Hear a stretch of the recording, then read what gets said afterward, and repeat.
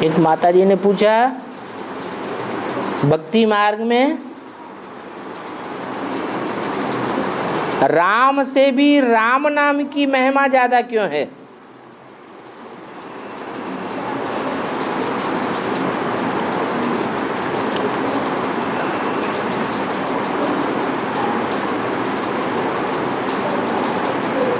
महिमा कब होती है?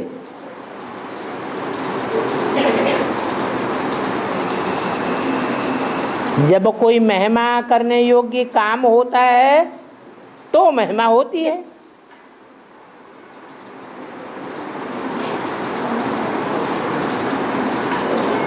तो काम बड़ा या नाम बड़ा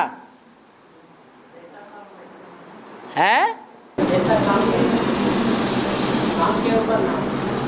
तो काम बड़ा हुआ, काम का नंबर पहले है या नाम का नंबर पहले है? काम का नंबर पहले है, नाम का बाद में। लेकिन ज्ञान मार्ग में काम देखा जाता है, ऐसे ही महिमा और बढ़ाई नहीं देखी जाती है। और भक्ति मार्ग में महिमा ही महिमा चलती है। काम किसने किया ये जानने की दरकार नहीं है। तो जानने को कहते हैं ज्ञान, समझने को कहा जाता है ज्ञान, और बेसमझी को कहा जाता है अज्ञान। भक्ति मार्ग में बेसमझी से गाते रहते हैं, महिमा करते रहते हैं, कीर्तन करते रहते हैं, इसी को कहा जाता है भक्ति। अज्ञान सो अज्ञान चलता है। और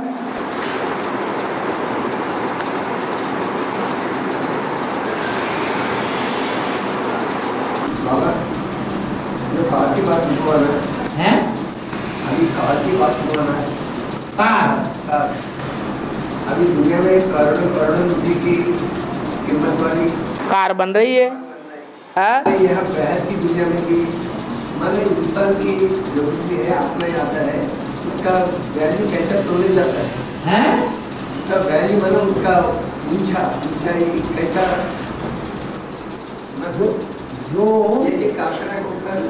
जो ज्यादा कार अच्छी होगी, ज्यादा वैल्यू की होगी, तो वो वैल्यूबल कार बैठने वाले की ज्यादा सुरक्षा करेगी या नहीं करेगी? तो ऐसे ही यहां बेहद की कारें भी हैं। दुनिया में चारों ओर तांडव विनाश होता रहेगा, लेकिन वो कारें उन आत्माओं की सुरक्षा करती रहेंगी जो उन कारों में बैठे हुए होंगे। औरों की सुरक्षा नहीं होगी, लेकिन उनकी सुरक्षा होगी।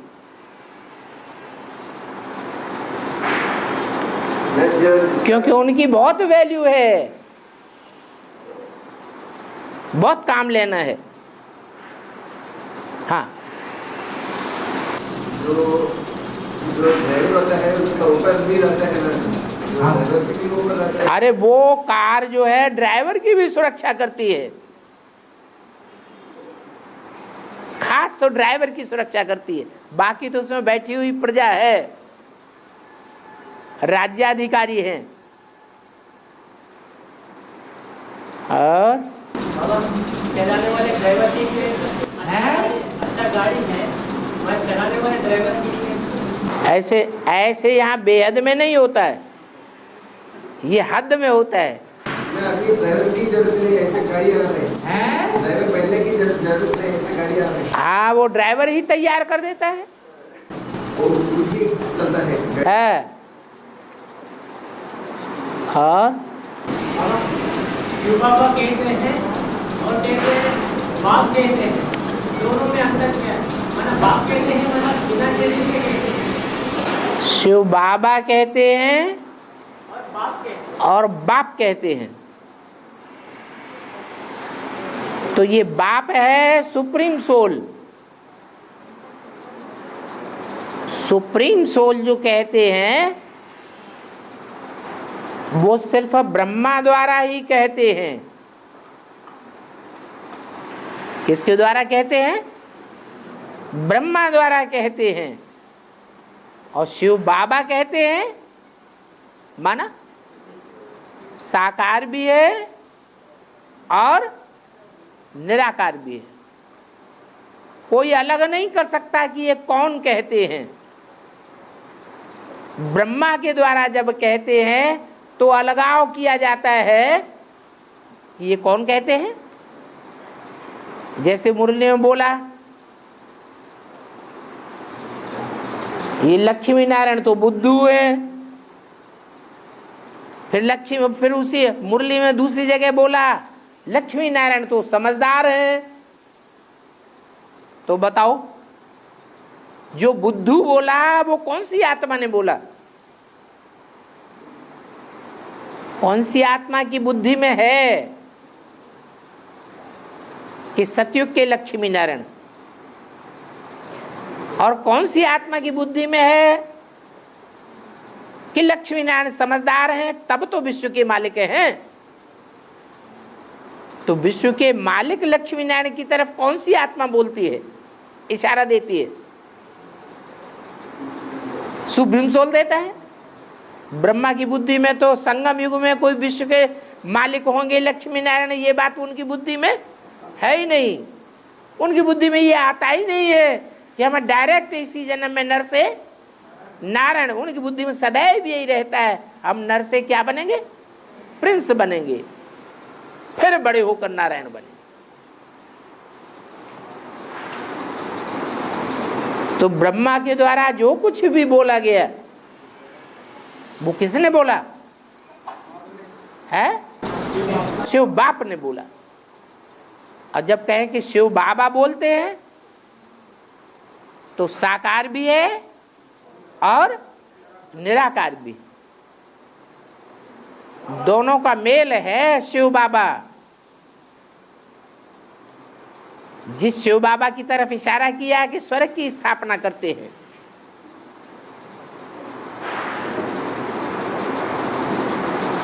ब्रह्मा बाबा भी कहा जाता है, परंतु ब्रह्मा बाबा उस शरीर के द्वारा स्वर्ग की स्थापना नहीं करते हैं। और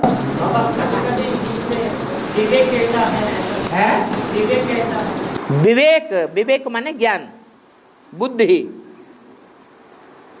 और रूहानी रास विलास, जो जिस्मानी रास विलास है वो तो ये नौटंकी वगैरह करते रहते हैं, ड्रामाबाजी करते रहते हैं, वो जिस्मानी रास विलास हुआ। जो दिखाते हैं ये भक्ति मार्ग में डांस वांस करते रहते हैं स्थूल। रूहानी रास विलास ज्ञान की बातों का होता है। और ब्रह्मा मुक्ति बोले तो बात कहते हैं क्या है? बात कहते हैं ब्रह्मा की तरफ से बोले तो आप बाबा आदि बोलते चले उससे भी बाप कहते हैं। हाँ, तो बाप ही समझो, मुरली की बात याद दिलाते हैं। अभी तो शिव बाबा कहते हैं। हाँ, शिव बाबा भले कहते हैं, लेकिन शिव बाबा मुरली की बात याद दिला सकते हैं कि नहीं? मुरली है गीता ज्ञान, और शिव बाबा जो कुछ बोलते हैं वो ज्ञानामृत है। ये अंतर है। ब्रह्मा के मुख से जो बोला गया वो गीता ज्ञान अमृत नहीं है, मंथन करके नहीं बोला गया, इसलिए सार की बातें रह जाती हैं। सार और विस्तार सब इकट्ठा है। और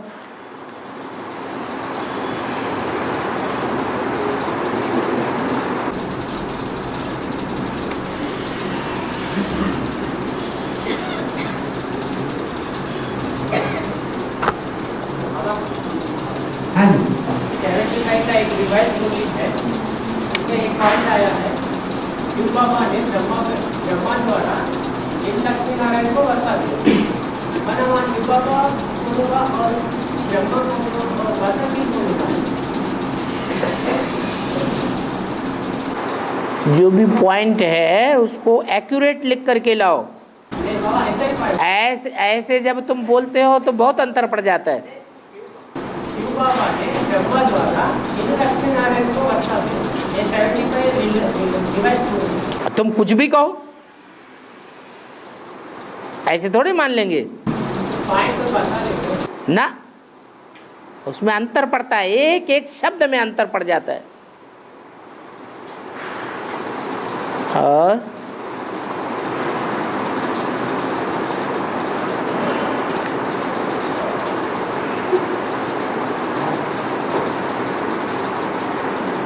बाबा मुरली में बोलते हैं राधा अर्थात छोटी माँ, यानी पार्वती जिसके लिए गायन है, जन्म जन्म लगी रगर हमारी, वरऊ शंभु तो न तुरऊ कुंवारी। फिर राधा को शास्त्रों में शादीशुदा क्यों दिखाया है?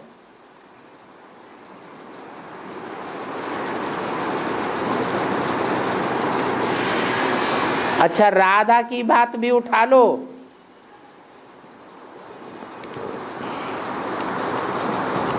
तो द्रौपदी की भी बात उठा लो। तुम सब द्रौपदियां हो,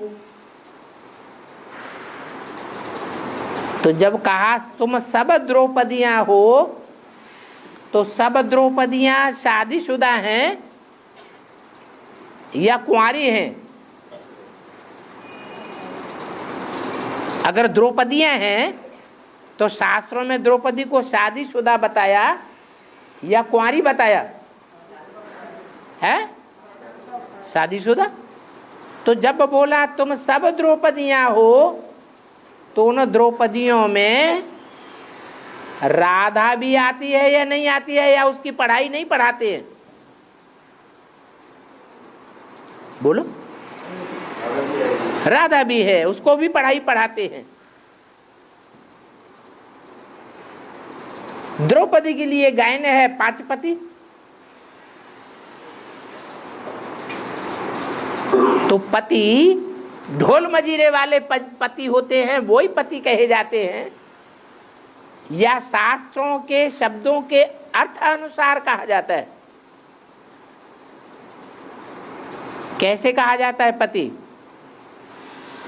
पति माने क्या? पति माने रक्षक। जैसे ब्रह्मा कुमारियों को कोई सेंटर में भेजा जाता है, तो सेंटर में जो जो परवरिश करते हैं वो उनकी रक्षक हो गए।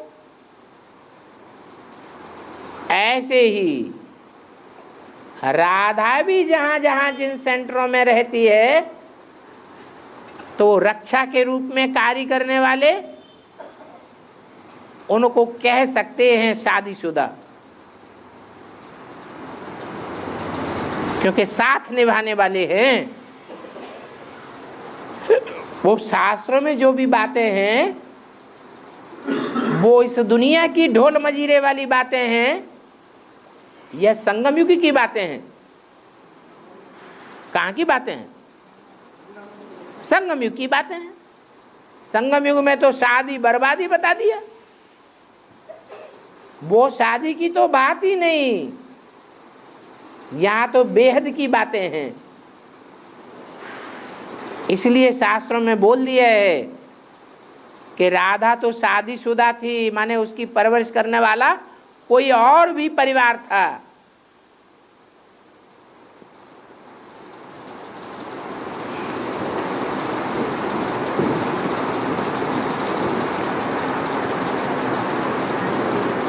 काशी नगरी बाप को बहुत प्यारी है।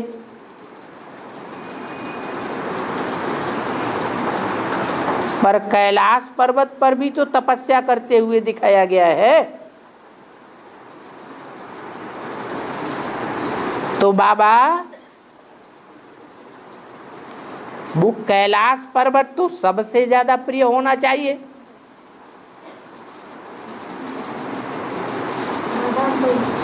है क्या हुआ?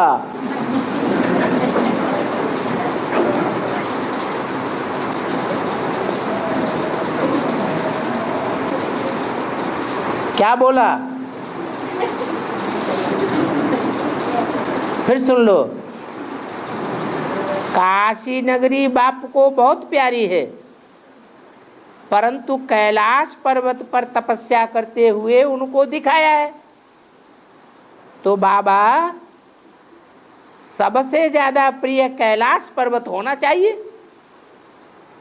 काशी नगरी क्यों प्यारी है?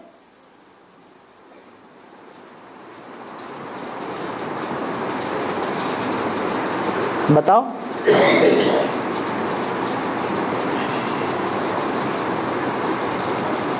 तपस्या की जाती है कोई प्राप्ति के लिए, या तपस्या ही प्राप्ति है? प्राप्ति के लिए तपस्या की जाती है। तपस्या कहो, पुरुषार्थ कहो, वो कैलाश पर्वत ऊंची स्टेज की बात है। उन्होंने जो तपस्या तपी है वो ऊंची स्टेज में रहकर तपस्या तपी है। बाकी वो तपस्या का प्रारब्ध नहीं है।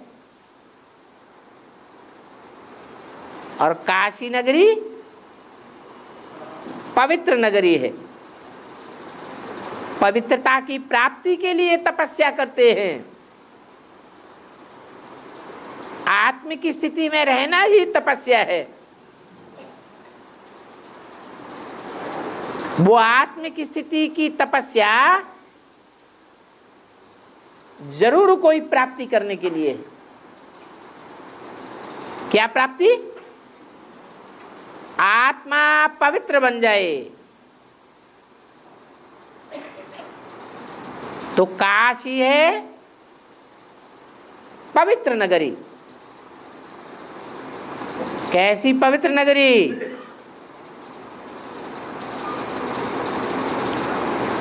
त्रिदेवियां भी उतनी पवित्र नहीं है जितनी काशी नगरी पवित्र है। ऐसी पवित्रता की स्टेज, इसलिए काशी नगरी ज्यादा प्रिय है।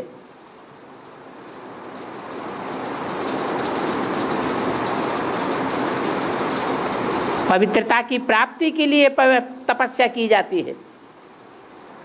तपस्या ध्येय नहीं है।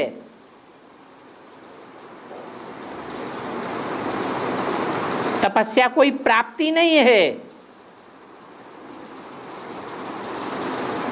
प्राप्ति है आनंद, इसलिए उसका नाम ही रखा गया आनंद कानन काशी। आनंद देने वाला कानन काशी। कोई सदा तपस्या में रहना चाहता है, जन्म जन्मांतर तपस्या ही करते रहना चाहता है, या जन्म जन्मांतर आनंद में रहना चाहता है? आनंद के सब प्यासे हैं। इसलिए काशी नगरी प्रिय है। कैलाश उतना प्रिय नहीं है।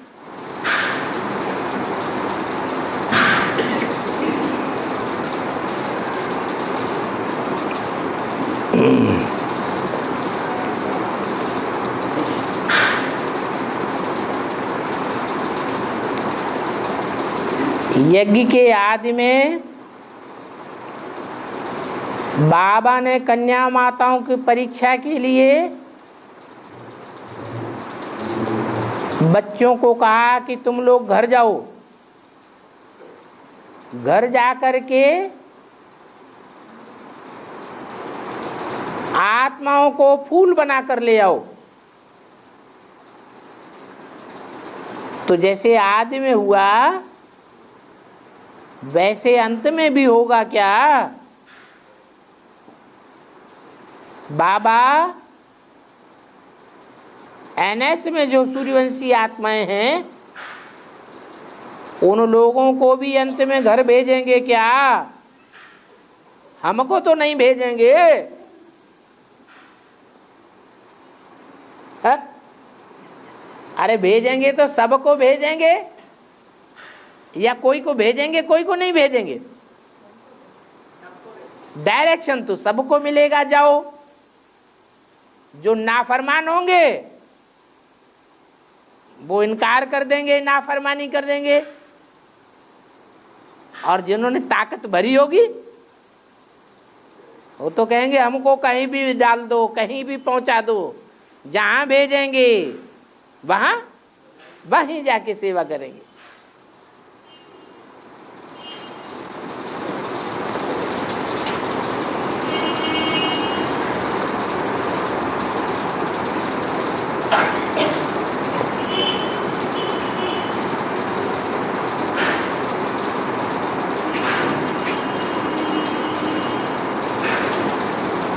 क्या लिख दिया है गड़बड़? बाबा विष्णु पुराण में लक्ष्मी कहती है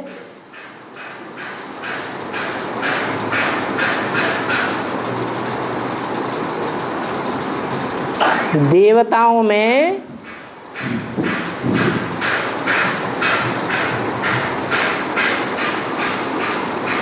क्या है? असुर इंद्र है।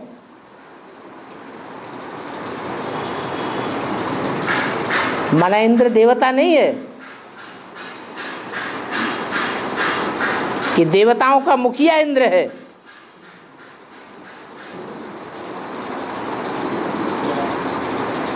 और असुरों में प्रहलाद मुख्य है।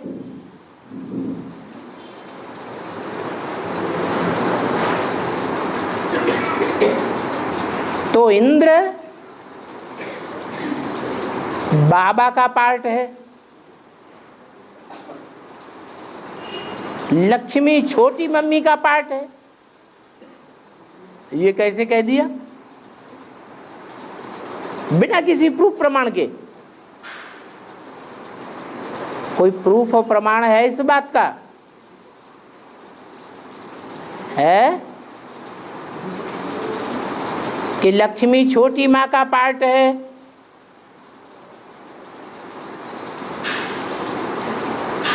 और इंद्र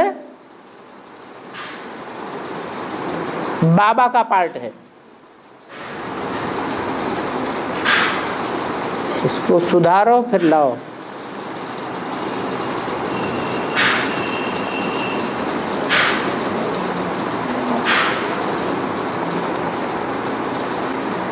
उसका सामान है।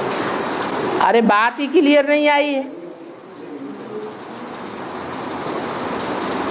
इंद्र देवताओं में मुखिया है या देवताओं के बीच में असुर है? मुखिया है। और प्रहलाद असुरों का मुखिया है। असुरों के बीच में प्रहलाद जैसे देवता है, असुरों के बीच में भी देवता है।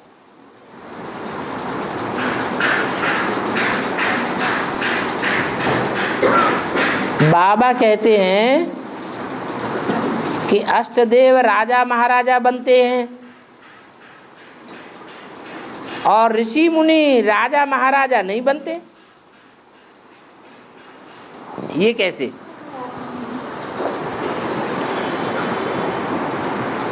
जो ऋषि मुनि कहे गए हैं शास्त्रों में वो राजा महाराजा नहीं बनते। अरे सप्त ऋषि हैं, उनके मंदिर नहीं बनते हैं, सप्त ऋषियों की पूजा नहीं होती है, उनकी मूर्तियां नहीं बनती हैं, परंतु वो सतयुग में 7 नारायण बनेंगे। महाराजा बनेंगे या नहीं बनेंगे? महाराजा तो बनेंगे। ये किस आधार पे कह दिया कि जो ऋषि मुनि है वो राजा महाराजा नहीं बनते? वो भी राजा महाराजा बनते हैं, परंतु द्वापर कलयुग में वो राजा महाराजा नहीं बनते। क्यों? क्योंकि दूसरे धर्मों में कन्वर्ट हो जाते हैं। इसलिए भारत के राजा महाराजा नहीं बनते हैं।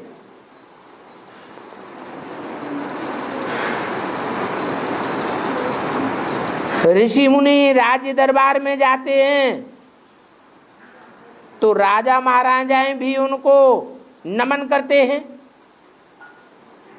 वो ही ऋषि मुनि थोड़े ही राजा महाराजाएं के दरबार में जाते हैं। ऐसे ढेर के ढेर ऋषि मुनि बने फिरते हैं दुनिया में, जो राजाओं महाराजाओं के दरबार में जाते हैं। उन सप्त ऋषियों की बात थोड़े ही है। वो सप्त ऋषि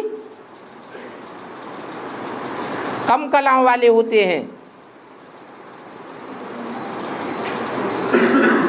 कमजोर पुरुषार्थ करने वाले होते हैं। इसलिए द्वापर युग से और धर्मों में कन्वर्ट होते रहते हैं।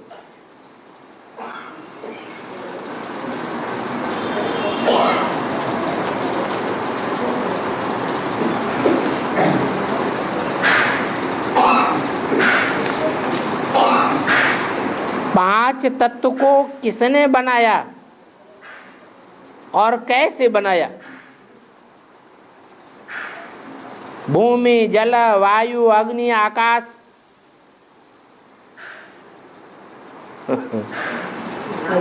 आत्मा को किसी ने बनाया? परमात्मा को किसी ने बनाया? ऐसे ही पांच तत्व भी अनादि हैं। इनका रूप बदलता है, बाकी कभी बनाए नहीं जाते। ये कभी मिटते नहीं हैं, सिर्फ रूप बदलता जाता है। हर 5000 वर्ष के बाद फिर उनका वही रूप हो जाता है।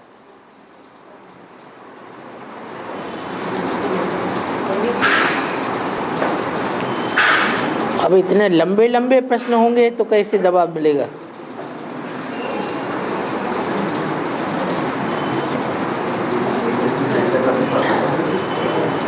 महाभारत में बताया है,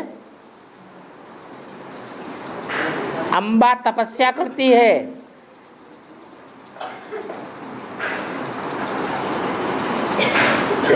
तो तपस्या करते करते आधा शरीर नदी बन जाता है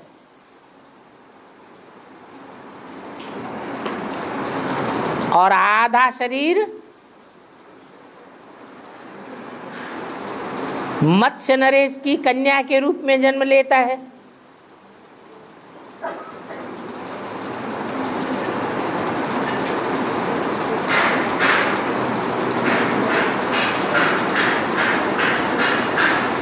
इसका क्या अर्थ है?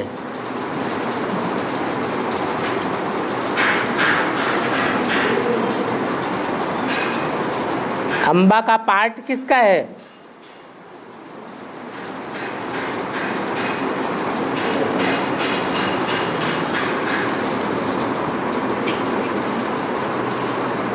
तीन देवियां हैं, अंबा, अंबालिका।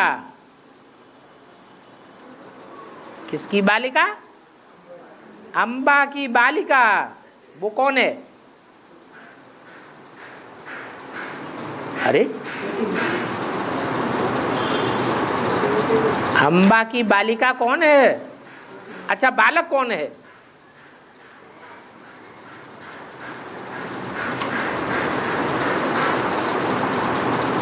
अंबा की बालिका है ओम राधे। वो है अंबा माने जगदम्बा। अंबे, अंबालिका और अंबिका। अंबिका गौरी अर्थात पार्वती का नाम है। तो गाया जाता है अंबा, अंबालिका, गौरी। शास्त्रों में नाम दिया है अंबिका। किसका नाम? पार्वती का नाम, गौरी का नाम। तो जो अम्बा है वो जगदम्बा तो है, परंतु उसमें पुरुषत्व के गुण ज्यादा हैं या स्त्रीत्व के गुण ज्यादा हैं? है? कौन से गुण ज्यादा हैं?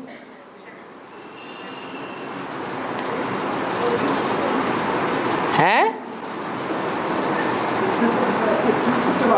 हैं? नहीं, जन्म जन्मांतर वो रुद्रमाला की आत्मा है या विजयमाला की आत्मा है? तो रुद्रमाला पुरुष कहेंगे या स्त्री कहेंगे? स्वभाव संस्कार से है, स्वभाव संस्कार से पुरुष है, और वैसे स्त्री है शरीर से। तो दिखाया गया कि जब तपस्या करती है तो तपस्या करते करते आधा शरीर नदी बन जाता है। कौन सी नदी प्रसिद्ध है?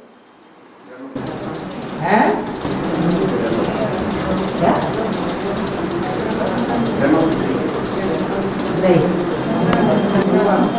वो तो ओम राधे की यादगार है जो लोप हो गई। एक नदी है जिसका नाम नर के ऊपर भी है और मादा के ऊपर भी है, नर्मदा।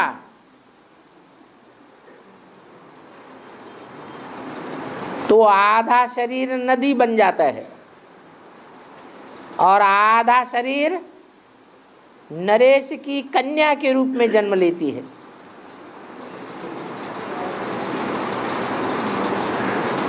तो जो कन्या का रूप है वो स्त्री चोला की तरफ इशारा है या आत्मा की तरफ इशारा है?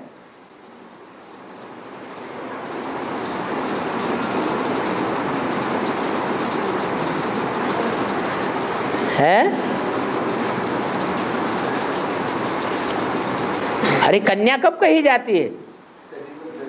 स्त्री चोले के हिसाब से कन्या कही जाती है। और ज्यादा प्योरिटी किस में होती है? कन्याओं में ज्यादा प्योरिटी होती है। तो दिखाया गया है कि नदी बनती है तो भी गंगा की तरफ पूर्व दिशा में बहने वाली नदी है या अरब सागर में गिरने वाली नदी है? पश्चिमी सभ्यता की ओर बहने वाली है या पूर्वी सभ्यता की ओर बहने वाली है? पूर्वी सभ्यता की ओर बहने वाली नहीं है।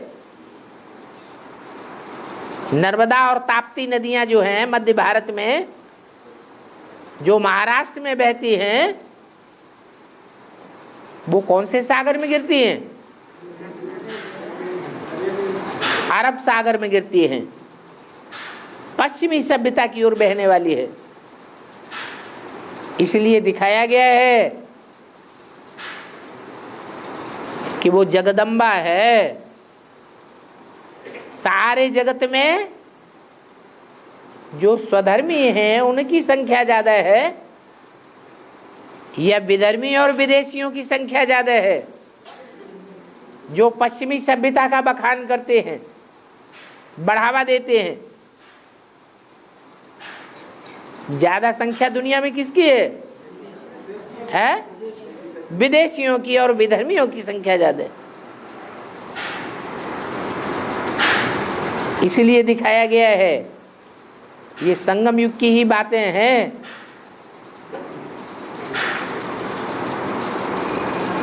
गहरी तपस्या है, इसलिए कमल फूल पर आसन दिखाया जाता है। ये छोटा पुरुषार्थ नहीं है साधारण। कीचड़ की दुनिया में रहे, ये विदेशी धर्म जो है, जो व्यभिचार की ओर ले जाते हैं कन्याओं माताओं को, वो कीचड़ की दुनिया है, यह स्वर्गीय दुनिया है। कीचड़ की दुनिया है। कीचड़ की दुनिया में रहते हुए भी कमल फूल के समान बुद्धि रहे, बुद्धि उस दुनिया से अटैच न होने पाए, इसलिए जगदम्बा की पूजा होती है। वही आत्मा ब्रह्मा जो प्रवेश होकर उसमें पार्ट बजाती है, उसकी पूजा नहीं होती है। ब्रह्मा की पूजा होती है या जगदम्बा की पूजा होती है? जगदम्बा की पूजा होती है। बाबा बोले कि सूर्य भी दक्षिणायन है, किंतु दक्षिण भारत में तो सूर्य का ताप ज्यादा नहीं है। उत्तर भारत में सूर्य का ज्यादा ताप रहता है। ऐसा क्यों है? अरे 6 महीने सूर्य उत्तर दिशा की ओर कर्क रेखा के ऊपर सीधी किरणें डालता है, और 6 महीने सूर्य मकर रेखा की ओर जो दक्षिण में है उसके ऊपर सीधी किरणें डालता है। मकर रेखा दक्षिण भारत के नजदीक से होकर गुजरती है और कर्क रेखा उत्तर भारत के नजदीक से होकर गुजरती है। माने एक ही वर्ष में सूर्य उत्तरायण और दक्षिणायन होता है। तो बाबा ने जब बोला कि सूर्य भी दक्षिणायन है, इसका अर्थ ये है कि द्वापर युग से लेकर के कलयुग अंत तक जो बेहद का ज्ञान सूर्य है शूटिंग पीरियड में, वो दक्षिणायन होता है। अर्थात विदेशियों की बुद्धि को गर्म करता है, विदेशियों की बुद्धि को ज्यादा रोशनी देता है। इसलिए विदेशी बाप को पहले पहचानते हैं, परंतु वहां सूर्य की तेज ज्यादा महसूस नहीं होता है। क्यों है? दोनों तरफ समुद्र है, और मकर रेखा से फिर भी कुछ न कुछ दूर है दक्षिण भारत का वो प्रदेश। नहीं तो वही मकर रेखा अफ्रीका में बहुत गर्मी देती है। इतनी गर्मी का वातावरण वहां रहता है कि सवेरे से लेकर दोपहर तक के भयंकर गर्मी, और सो भयंकर गर्मी का प्रभाव ये होता है कि दोपहर से लेकर के शाम तक तेज बरसात होती है।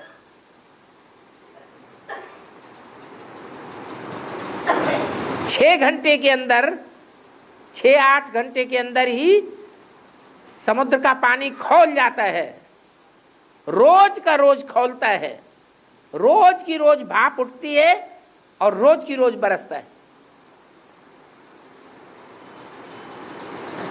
तो ये सिर्फ इंडिया की बात नहीं है, ये तो सारे विश्व की बात बताई कि शूटिंग के हिसाब से अभी सूर्य कहाँ चमक रहा है? दक्षिणायन में। माने दक्षिण भारत की आत्माएं ज्यादा लाभ ले रही हैं, लेकिन उतनी बुद्धि गर्म नहीं हो रही है, उतना ताप नहीं मिल रहा है, उतनी रोशनी नहीं मिल रही है जितनी मिलनी चाहिए। जैसे उत्तर भारत में जब सूर्य चमकता है उत्तरायण होने पर, तो भयंकर गर्मी महसूस होती है। दिल्ली क्षेत्र में और यूपी के क्षेत्र में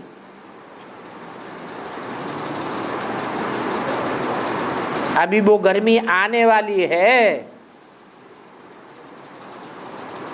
जैसे सिखों के लिए बोलते हैं कि अभी 12 नहीं बजे हैं, माने सूर्य ठीक सर के ऊपर नहीं चमक रहा है, बहुत तीखी रोशनी नहीं दे रहा है, इसलिए उनकी बुद्धि जो जाम है वो पिघली नहीं है, उनकी बुद्धि में जल्दी ये ज्ञान नहीं बैठता है। लेकिन जब तेजी से चमकेगा तो लास्ट में वो ही सिख इतना बलिदान करेंगे सनातन धर्म के लिए जितना बलिदान हिंदुओं ने नहीं किया।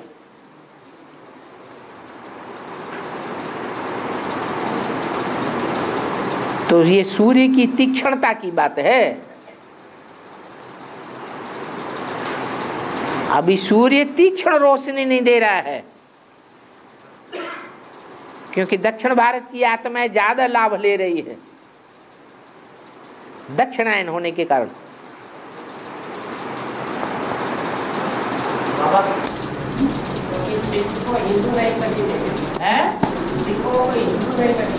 हिंदू कहेंगे लेकिन हिंदुओं में भी पक्के हिंदू नहीं कहे जाते हैं।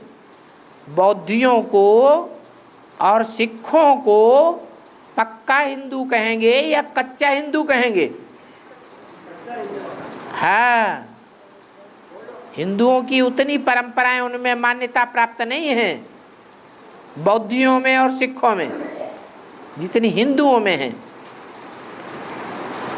और वो तो 7वां धर्म है, बाद में किया तो ज्यादा अच्छा या पहले किया तो ज्यादा अच्छा? बाद में बीज बोया वो ज्यादा अच्छा या पहले पहले बीज बोया वो ज्यादा अच्छा?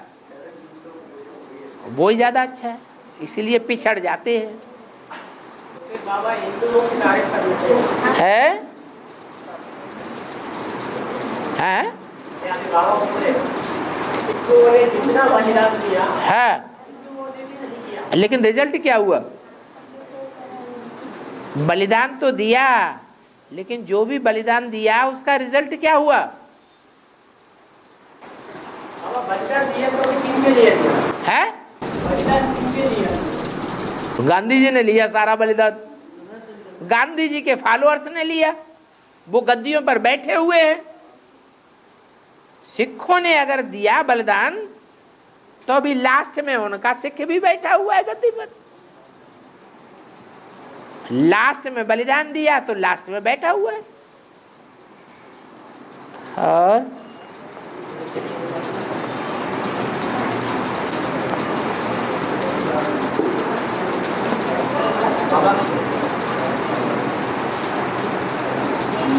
हाँ, जयमाला निकलेंगे तो तुम बच्चों को विजयी हो जाएंगे, और ऐसा कहा है विजय माला निकलेगी तो तुम बच्चों की विजय हो जाएगी, ऐसे नहीं बोला। सन्यासी जब निकलेंगे तो तुम बच्चों की विजय हो जाएगी। सिख धर्म वाले विदेशी धर्मियों विजय दिलाएगा, और तो फिर बाबा यही लोग सब कुछ करेंगे तो बाकी जो दूसरे लोग भी है वो लोग क्या करेंगे? बाप तो ज्ञान सुनाता है। जो सूर्यवंश की ग्रुप है हाँ, तो सुनाता है? उनका जो ग्रुप है हाँ, वो लोग क्या करके दिखाए? वो भी ज्ञान सुनाते हैं। हाँ, कैसे बाबा? जैसे सुनाया जाता है, सुनते हैं और सुनाते हैं। ब्राह्मणों का धर्म क्या होता है? ज्ञान सुनना और ज्ञान धारण करना और दूसरों को सुनाना, धारण करना और कराना। बाबा की बुद्धि के पास तो यही साबित है। क्या? ज्ञान तो सिर्फ एक बाप से ही सुनना है। हाँ, एक बाप से सुनना है। अगर एक बाप का ज्ञान कोई सुनाता है तो बड़े प्यार से सुनना है, और एक बाप की बात में अगर दूसरे धर्म पिता की बात को मिक्स करता है तो निर्छीर विवेकी अंश बनना है। बाप का मुख है तो बाप से ही सुनेंगे ना, तो फिर ग्रुप से क्यों सुनेंगे? हाँ, तो सिख कहाँ सुनते हैं बाप से? सिख जो और धर्म की आत्माएं हैं वो आपसे सुनती है या बाप से सुनती है? किससे सुनती है? वो बाप से डायरेक्ट थोड़ी सुनेंगे। अगर बाप से डायरेक्ट सुने तो आखिरी धर्म में क्यों जावे? तो पहले जन्म में आवे, पहले धर्म में आ जाएंगे।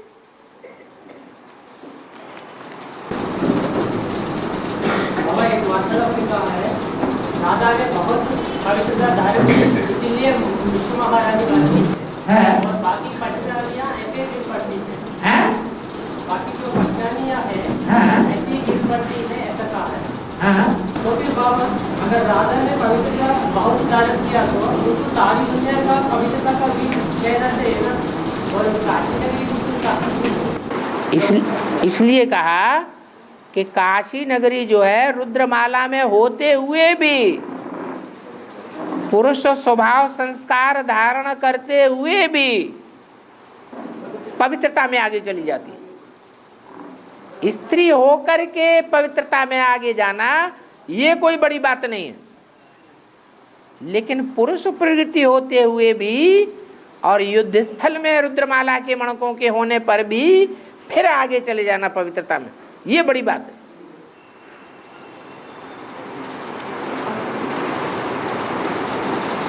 नहीं तो सब पुरुषों के लिए बोल दिया, पुरुष क्या है? अब दुर्योधन दुशासन है।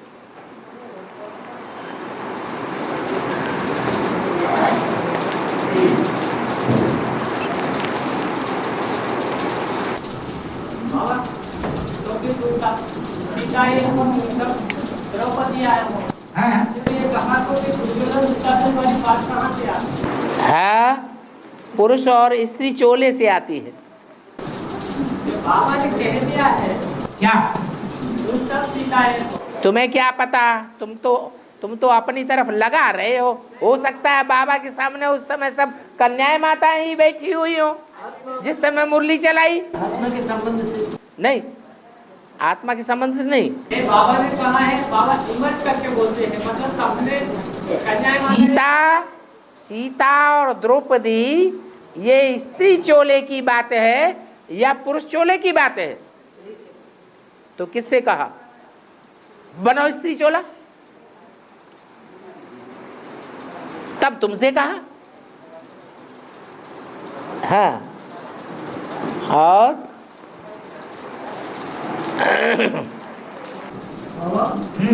एक टीवी सीरियल चल रहा है शनिदेव की महिमा। शनिदेव की महिमा, उसमें शंकर जी ने शनिदेव को न्याय निर्णेता का क्वेश्चन में बिठाया है। शनिदेव को न्याय निर्णेता मना न्याय निर्णेता क्वेश्चन में बिठाया। न्याय निर्णेता जज के रूप में बिठाया। हाँ, शंकर जी ने शनिदेव को हाँ क्यों ऐसा बिठाया? इसीलिए दिखाया कि जितने भी दिन होते हैं ना, रविवार से लेकर के शनिवार तक, उनमें वो पहले नंबर का दिन है या लास्ट नंबर का दिन है। जैसे द्वापर के आदि में जो निर्णय करने वाले जज होते थे और कलयुग के अंत में जो निर्णय करने वाले जज हैं, उन दोनों प्रकार के जजों में से माथा मुड़ने वाले कौन से हैं? कलयुग के हैं। ऐसे ही वो अंतिम टाइम का जज है, आदि का जज नहीं है, सतो प्रधान स्टेज का। द्वापर के आदि से और धर्मों की शुरुआत होती है। तो 7 धर्म हैं उसमें, इस्लाम धर्म से लेकर के नीचे तक। इस्लाम धर्म, बौद्ध धर्म, क्रिश्चियन धर्म, सन्यासी धर्म, मुस्लिम धर्म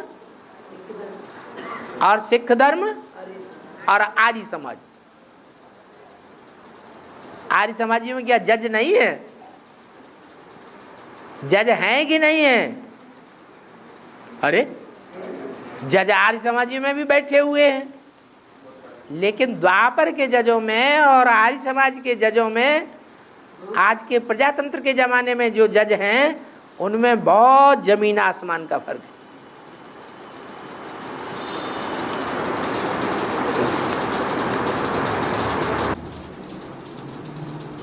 है।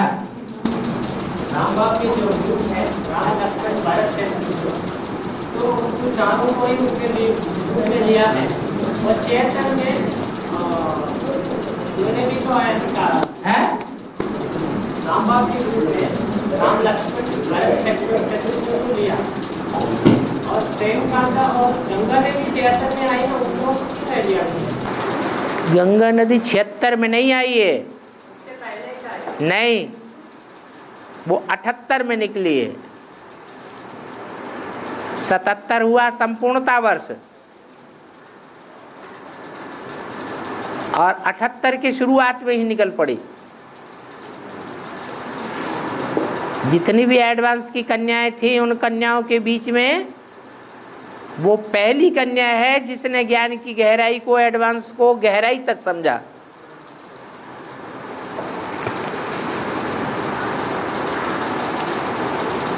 और पूरे परिवार के साथ समझा, अकेले भी नहीं।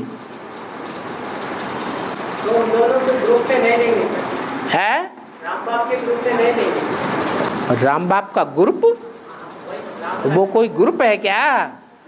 जब 4 धर्म हैं तो चारों अलग अलग हैं कि एक ग्रुप है? वो चारों ही धर्मों का अलग अलग ग्रुप बनता है। वो तो आदि में सतो प्रधान स्टेज में थोड़े समय के लिए मिलकर एक हो जाते हैं। जैसे बचपन में 4 बच्चे पैदा होते हैं 1-1, 2-2 वर्ष के अंतर से, तो सतो प्रधान होने के कारण मिलजुल करके रहते हैं।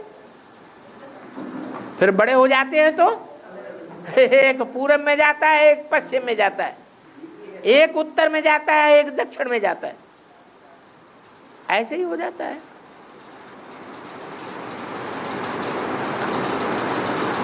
और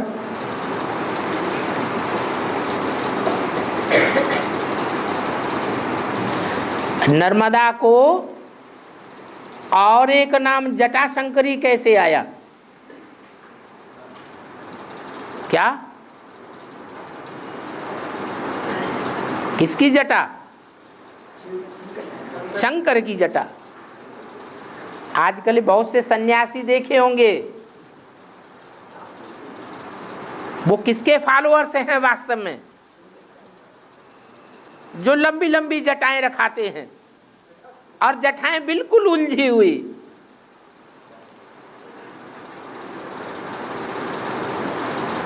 कोई सुलझाना चाहे तो जल्दी सुलझा ही नहीं सकता।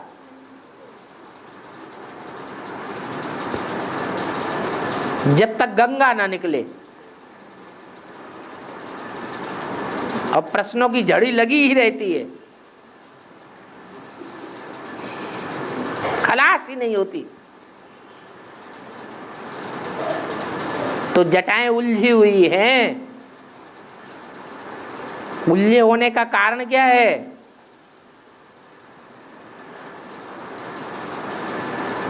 जगत पिता और जगदम्बा का चरित्र,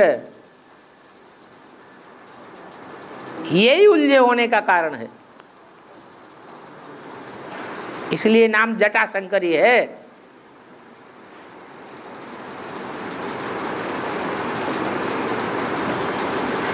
और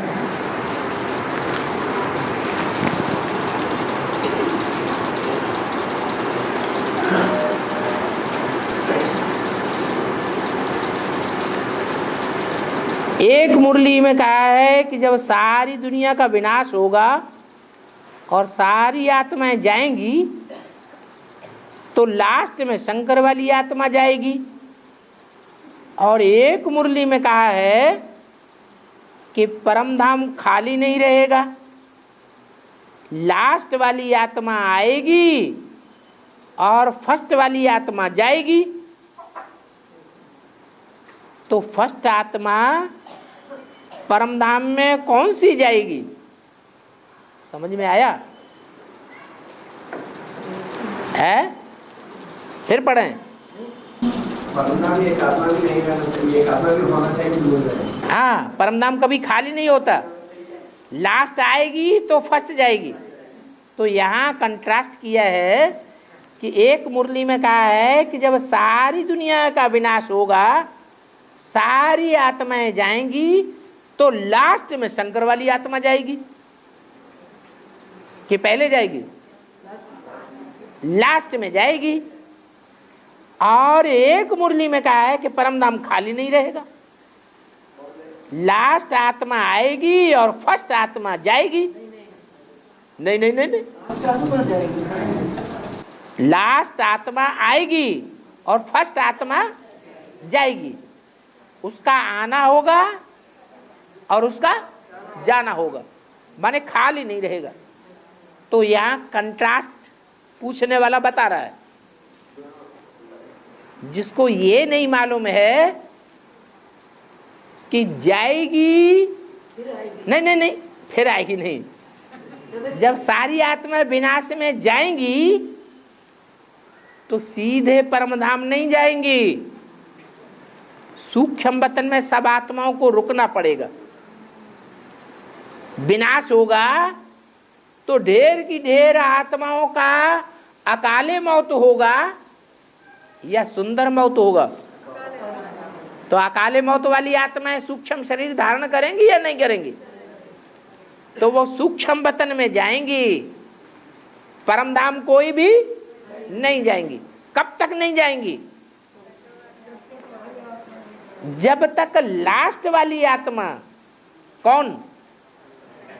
शंकर वाली आत्मा जो फर्स्ट जाने वाली है, वो सूक्ष्म वतन से क्रॉस करते हुए फर्स्ट में पहुंचेगी। बाकी सब आत्माएं सूक्ष्म वतन से पीछे पीछे पहुंचेंगी। तो वहां से लास्ट आत्मा आएगी और ये फर्स्ट आत्मा पहुंचेगी।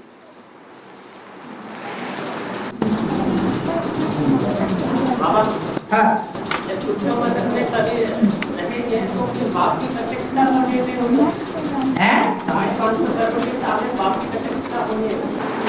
जो जो सूक्ष्म वतन में जाते हैं उनकी आंखें खुल जाती हैं, क्योंकि जब तक शरीर के बंधन में है तो गलतफहमियां ज्यादा होती है,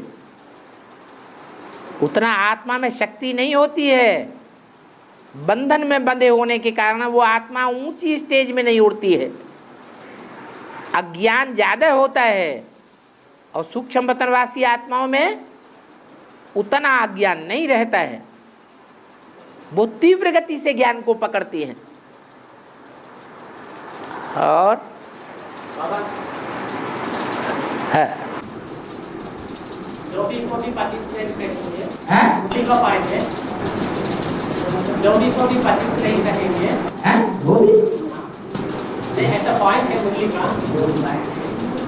इसको पतित नहीं कहेंगे? लोभी, जैसे काम लोग मोहन का लोभी, हाँ। और मोही को भी पार्टिसिपेट नहीं करेंगे। ठीक है, ठीक है। क्रोधी, लोभी, मोही को पतित नहीं कहेंगे, सिर्फ कामी को ही पतित कहा जाता है। हाँ। और एक बार नाव कन्या के बराबर कहा है। हाँ। तो फिर आखिरी जन्म में प्रजापिता वाली आत्मा वो किस आधार से उनको पतित कहा गया? किस आधार से पतित कहा गया? तो पतित करने में करता ऐसा कहा है, मन बुद्धि के आधार पर पतित कहा गया। तो फिर बाबा अभी तो बताया कामी को ही पतित कहा जाता है। हैं? कामी को ही पतित कहा जाता है। अरे भाई, जब कोई उपन्यास ज्यादा पढ़ेगा, गंदे गंदे उपन्यास, और फिल्म ज्यादा देखेगा दुनियावी, तो मन में काम विकार के संकल्प ज्यादा चलेंगे, कम चलेंगे? बोलो।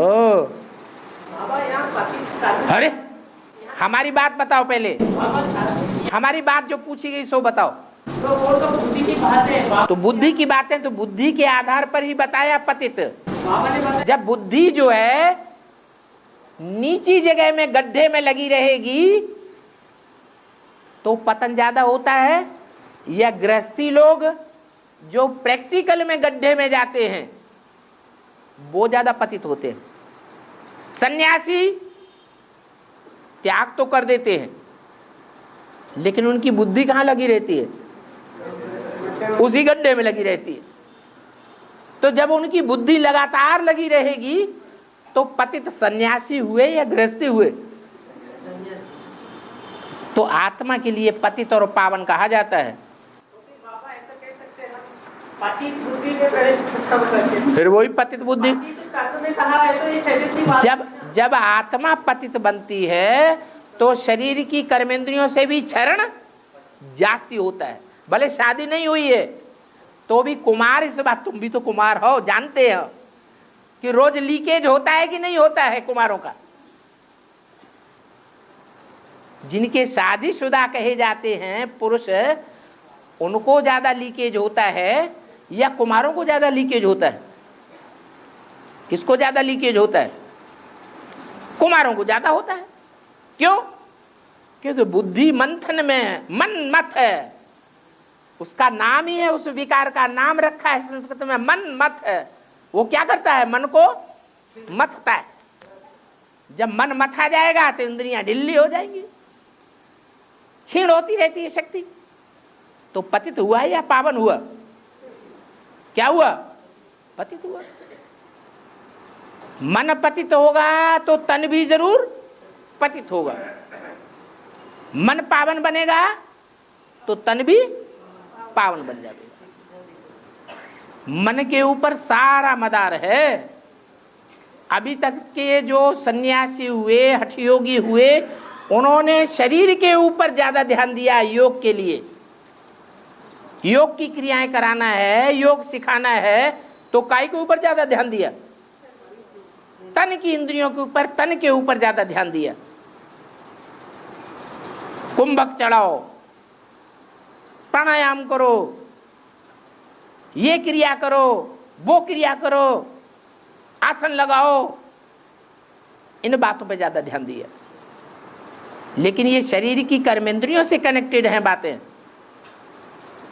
शरीर की 10 कर्मेंद्रियों को कंट्रोल करने वाला कौन है? मन। मन मुखिया है 11वीं इंद्रिय। इसको कंट्रोल करना किसी ने नहीं सिखाया, ये सिखाने वाला एक ही शिव बाबा है।